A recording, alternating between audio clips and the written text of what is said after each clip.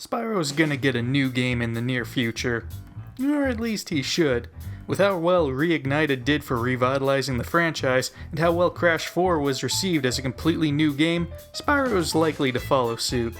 I'm sure lots of people have their own ideas on how a new game in the series should be handled, and almost none of them are even close to what we'll actually get, but I wanted to share my own anyway.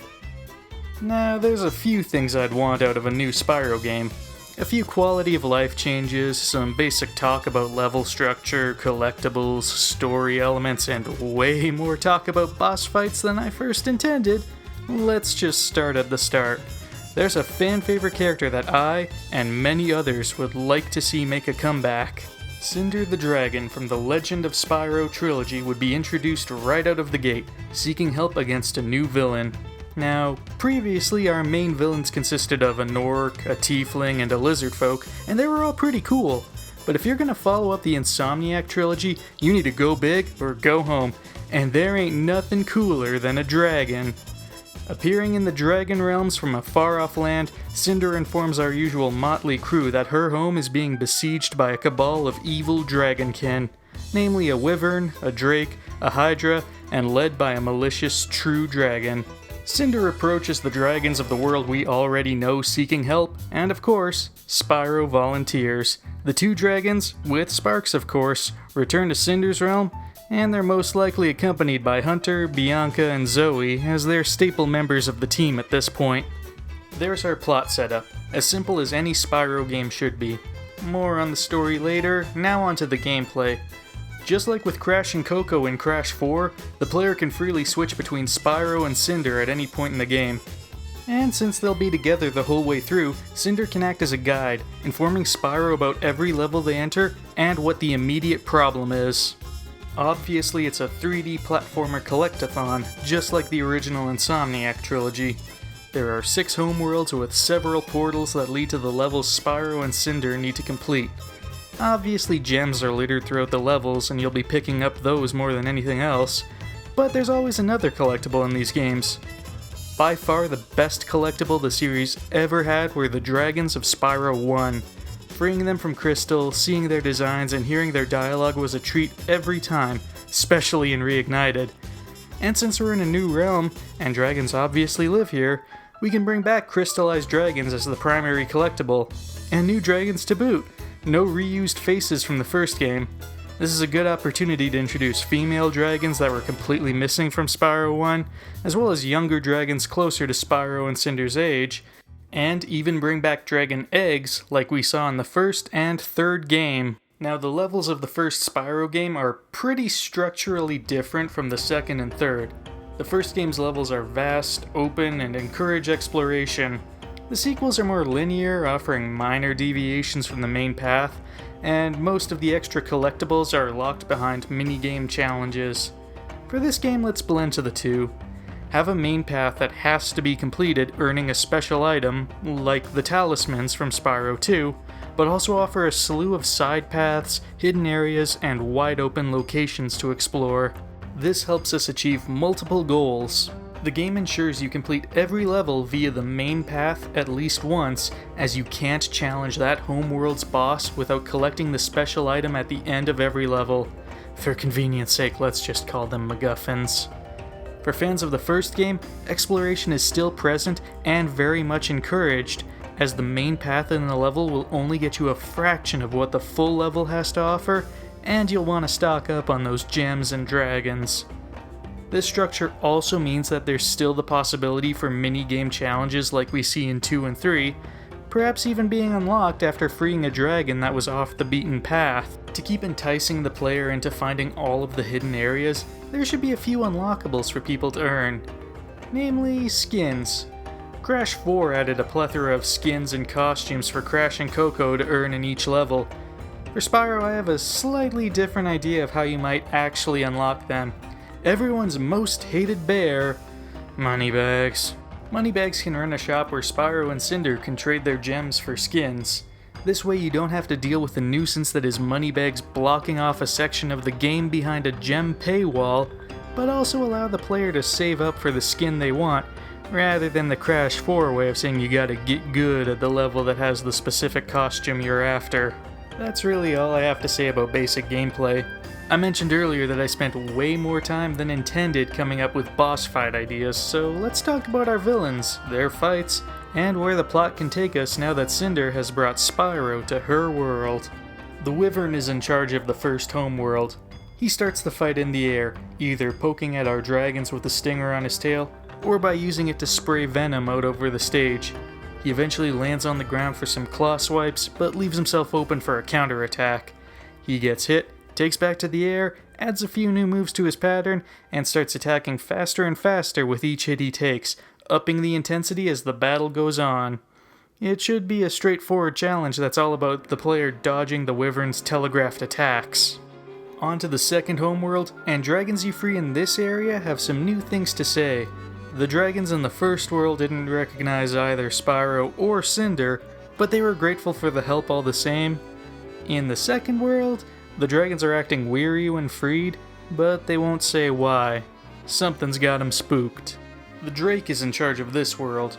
Whereas the Wyvern used pure brute force in his fight, the Drake is a master magician and prefers to keep his distance as he casts spells at the young dragons.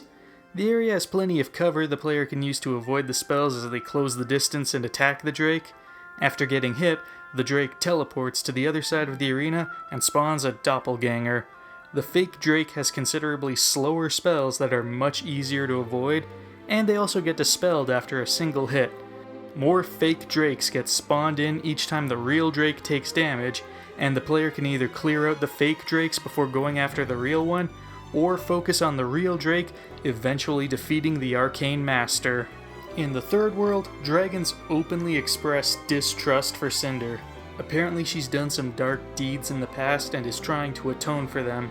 Spyro stands up for his new friend, and the adventure continues as they collect more MacGuffins and challenge the boss of this world, the Hydra. The Hydra starts the fight with 3 heads, and each one of them has a different elemental affinity. One head sprays fire across the arena, another head rains down bolts of lightning, and the third head causes tremors that create deadly shockwaves beneath the player's feet. Eventually, the dragons get the opportunity to attack one of the heads, damaging the boss, but also severing the head, causing 2 more to grow in its place, and doubling the elemental attack of the head that got severed. Additionally, the player also gets to choose which head gets severed, so they could either attack each head in order, or attack one twice in a row and deal with 3 versions of an elemental attack before attacking the other heads. The player gets to dictate the pace of the battle. The climax of the fight happens when each head has been hit twice, and now there are 9 heads raining down attacks in rapid succession as the player desperately tries to land the final blow. In the fourth homeworld, Cinder makes up some bull hockey about a dragon turtle or something running the show, but when they collect all of this world's MacGuffins, that's not what's awaiting the two. Instead, the evil dragon that led the Cabal reveals himself. Malefor, the main villain of the Legend of Spyro trilogy, returns.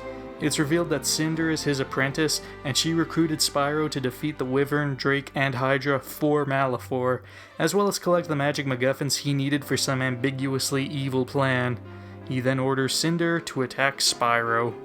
Cinder is the boss of the fourth home world, and it's the classic video game staple of fighting an enemy that can do everything you can do, and you have to overcome all of your own usual tricks.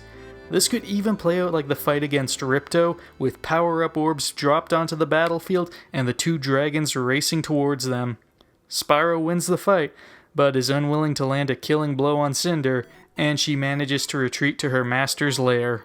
Spyro is heartbroken by this betrayal, but continues on into the 5th world, desperate to save this realm. During the moments where Cinder would normally describe the backstory of the levels, we instead get cutscenes of her with the Dark Master, and we get a glimpse into their abusive master-student relationship. The more cutscenes we see, the more it's obvious Cinder regrets her choice. This is the final world before approaching Malefor's lair, and as such, this boss is his last line of defense. A massive, robotic, clockwork dragon. The weak points are protected behind a barrier, and Spyro actually can't damage the thing. Not until Cinder shows up and begins deactivating the power sources for the behemoth construct. The game consistently switches between Spyro and Cinder as they navigate paths constantly bombarded by attacks from the Clockwork Dragon, and they target different parts of the boss in unison. Cinder destroys generators that protect the weak points, and Spyro attacks the weak points themselves. Spyro and Cinder get to have a touching reunion as they progress to the final world. The final homeworld plays out like Nasty's world from the original Spyro, a series of challenging linear levels you progress through one by one before being able to challenge Malefor once and for all. Unlike Nasty's world, however, it's obvious that this world was once beautiful, vibrant, and teeming with life. It should look like a corrupted, twisted version of the artisan's home to give both Spyro and the player a feeling of unease as they progress through the eerily familiar landscape. Malefor is a culmination of all the other bosses mixed together. He's a fully grown dragon that has mastered his natural abilities, so his initial attacks are reminiscent of Cinder's abilities, just amped up.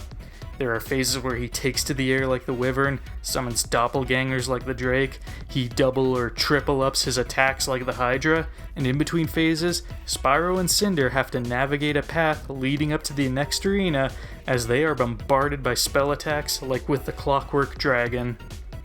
Eventually the duo defeat Malefor, a cutscene plays out of the dragons of this realm celebrating the victory, Cinder has earned her redemption, roll credits. Then, after the credits, show the player a locked door that will only open once they hit 100%. This is a Spyro game after all. We need to go the full 120. And that's the long and short of how I'd go about making a new Spyro game. I know the plot seems more intricate than anything you would expect from a Spyro game, but I wanted to highlight Cinder's return in a way that fans would appreciate. Part of why she's so popular is her heel turn from a villain into a hero, and it wouldn't have felt like Cinder if there was no element of villainy on her part. I thought a lot about boss fight ideas, but that mostly stems from having played A Hat in Time and seeing just how great a boss in a 3D platformer can be, and I'd love to see that for Spyro. Ultimately, I just want a new game in the series to wow me. Reignited was impressive, but it was still just a remake, and Spyro hasn't had a brand new adventure that's really impressed me since Year of the Dragon way back in 2000. Like I said at the start, lots of fans have their idea for how they'd handle a new Spyro game, and whatever we come up with will probably be far from what we get, but that's not a bad thing because I want to be surprised. I want to be impressed, and I have faith that the talented people working on these games can deliver on that, and I'm optimistic for the future. Thanks for watching. Bye.